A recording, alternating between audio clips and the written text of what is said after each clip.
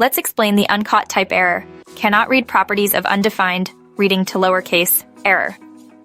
This common JavaScript error happens when you try to use a method, like to lowercase, on a variable that doesn't actually hold a value, meaning it's undefined.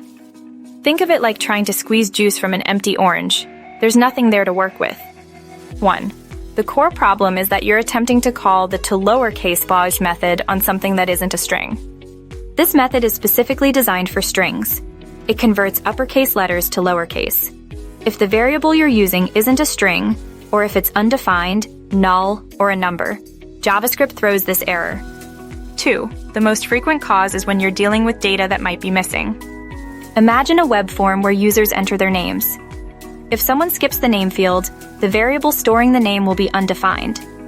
If your code then tries to convert that undefined name to lowercase using toLowerCase, the error occurs. 3.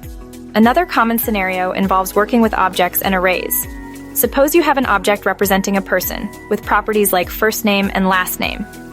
If first name is missing from the object, i.e. it's undefined, attempting person.firstname.toLowercase will result in the error.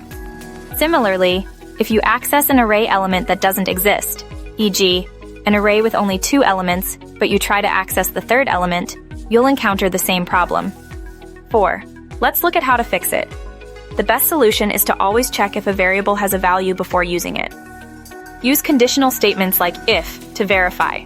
For example, if username, undefined, and a username, null, lowercase name equals username, to lowercase, else lowercase name equals file, or handle the missing value appropriately. Go. This code first checks if username is defined and not null. Only if it's a valid string does it proceed with converting it to lowercase. Otherwise, it sets lowercase name to an empty string, handling the case of a missing name gracefully. 5. Another helpful technique is optional chaining. This lets you safely access nested properties. Instead of person first name to lowercase, you can use person first name to lowercase. If person or first name is undefined, the expression short circuits, preventing the error. Remember that optional chaining returns undefined if any part of the chain is undefined, so you may still need to handle the case where first name is undefined, but you want to use a default value. By carefully checking your data and using techniques like conditional statements or optional chaining, you can prevent this error and create more robust JavaScript code.